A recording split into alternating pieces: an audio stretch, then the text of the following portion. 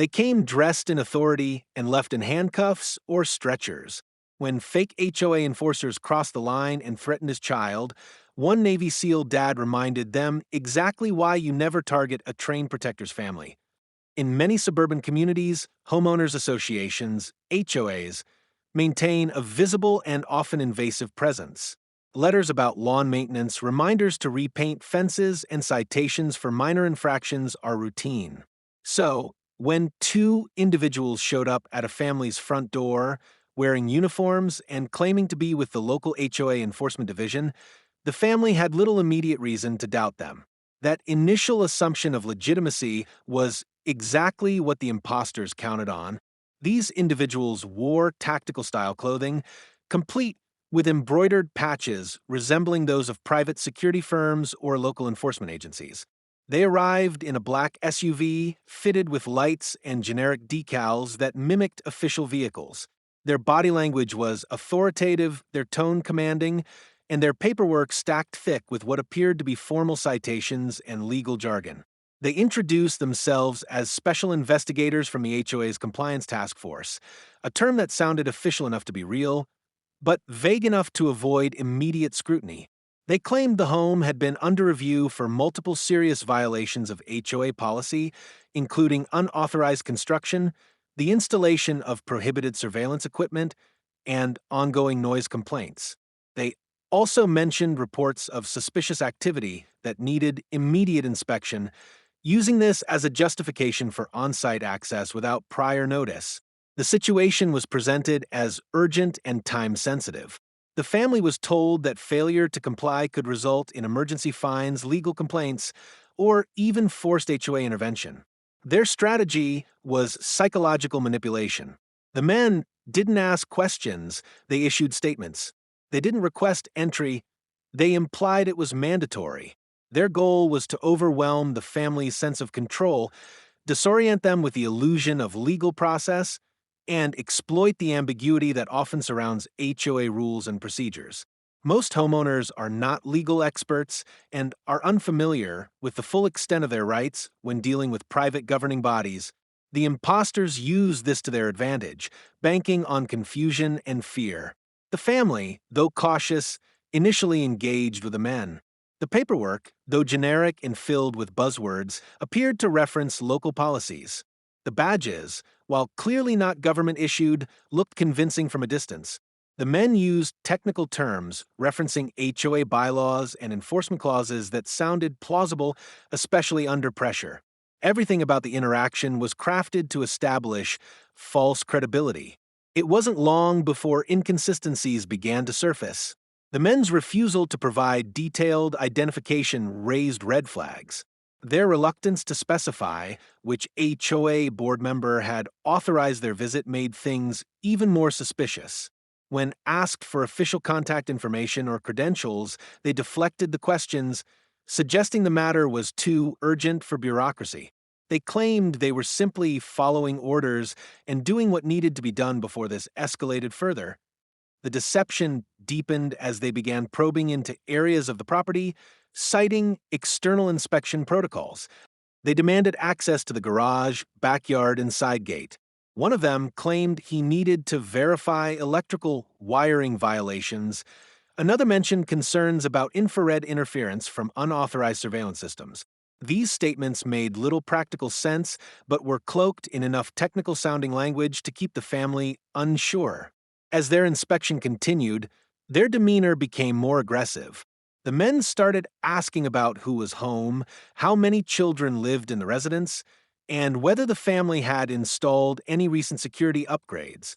The questions were deeply personal and had no relevance to any legitimate HOA issue. It became evident they were collecting intel, not enforcing rules.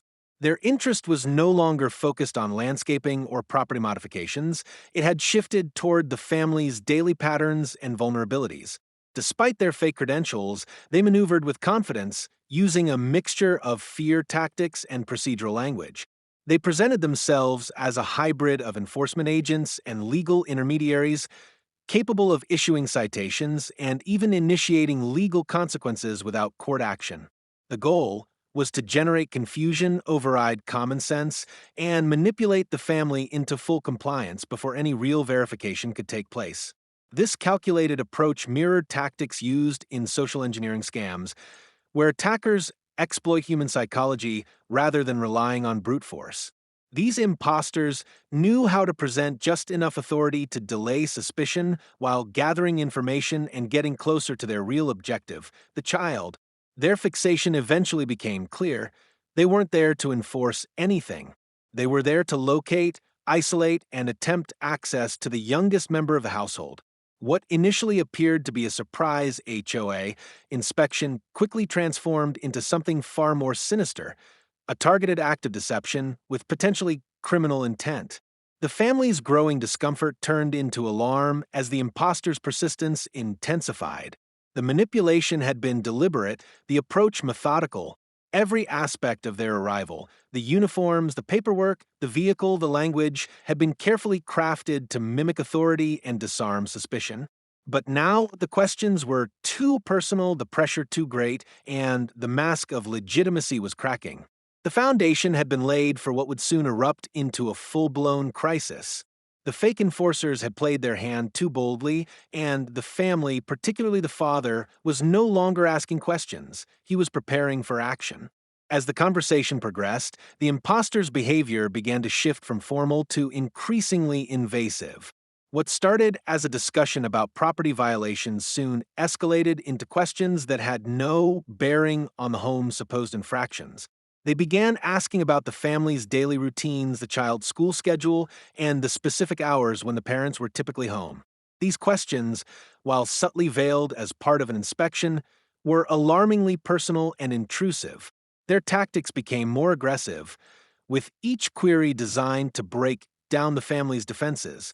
At first, the family assumed these were routine questions for verification purposes, but the intent behind them grew increasingly suspicious. The men's interest in the child, specifically their insistence on knowing details about the child's whereabouts, was no longer masked. What began as an inspection for minor property infractions quickly turned into an attempt to gather information for a much darker purpose. Then, the situation crossed a dangerous line. One of the imposters, using the pretext of a safety inspection, attempted to physically separate the child from the parent. Citing non-existent concerns about the child's well-being in relation to the supposed violations, the intruder claimed it was necessary to take the child for a mandatory safety review elsewhere. This request, absurd as it sounded, was masked under a veil of authority aimed at disorienting the family and forcing compliance through sheer confusion. The narrative the imposters had been weaving, the claims of minor HOA violations and the need for inspections, began to collapse under scrutiny. The father, increasingly unsettled by their persistence, started to recognize the true intent behind the stranger's actions. This wasn't about compliance with neighborhood rules. It wasn't about inspecting property. This was an attempted abduction, cleverly disguised as an official visit, with the child as the target. The parents, now fully aware that something was terribly wrong, began to resist.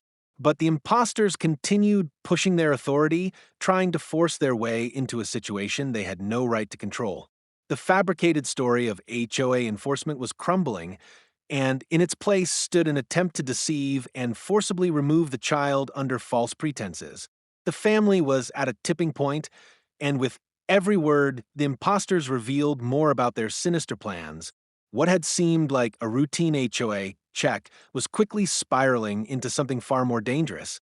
The family needed to act quickly or face the real risk of losing their child.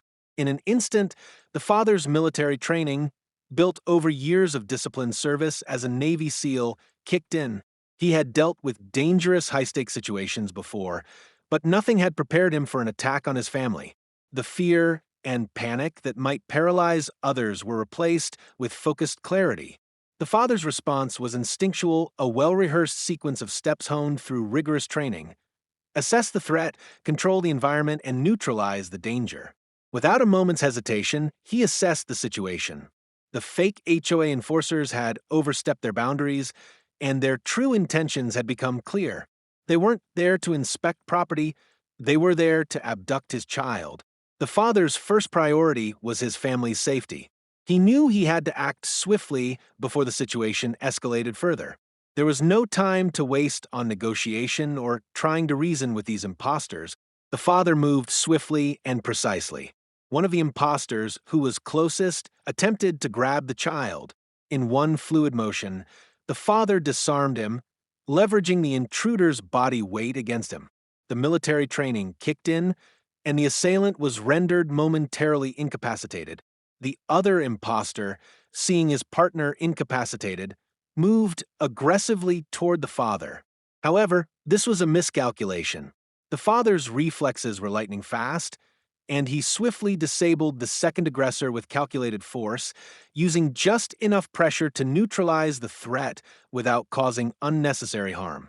The father knew the importance of controlled force. His years in combat situations had taught him that violence should never be the first option, but when confronted with immediate danger, action was required. He used minimal force to incapacitate both men, ensuring they were no longer a threat to his family. Within a matter of seconds, what had begun as a potential kidnapping attempt had turned into a clear reversal, with the fake enforcers now incapacitated on the ground. As the father stood over the men, his mind remained focused. There was no time to celebrate or reflect on the confrontation. He had neutralized the immediate danger, but the safety of his family still required action. He immediately called for law enforcement, prepared to provide evidence and clear the house of any further threats. In less than a minute, the father's Navy SEAL training had transformed a potential tragedy into a controlled, effective response. The aggressors were no longer in control, the family was safe, and the danger had been stopped. Once law enforcement arrived, the full extent of the situation began to unfold. Investigators confirmed that the attackers were not part of any legitimate HOA enforcement, but were instead criminals with a history of impersonation and illegal activities. Both individuals had criminal records, and further inquiry revealed they were likely connected to a larger abduction ring targeting families in the area. Their use of fake uniforms, badges, and documentation had been part of a sophisticated scheme to bypass homeowners' security measures and gain access to private residences. Police immediately took the men into custody. They faced multiple serious charges, including impersonating a public official, attempted kidnapping, criminal trespassing, and conspiracy to commit burglary. The investigation revealed that these imposters had been operating in the area for weeks, identifying vulnerable homes and crafting elaborate stories to deceive residents. Their plan had been to abduct children under the guise of enforcement, then demand ransom, or use the children for unknown purposes. Despite the gravity of the situation, the father faced no criminal charges.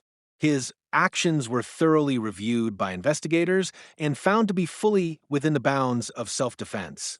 Under the state's laws regarding the defense of property and family, the father's response was considered appropriate.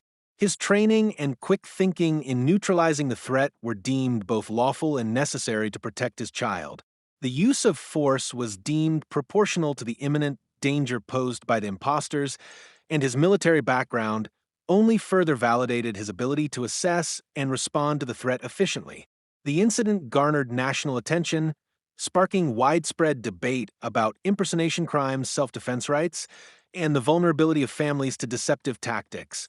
News outlets picked up the story, with many focusing on the father's role in preventing a potential abduction.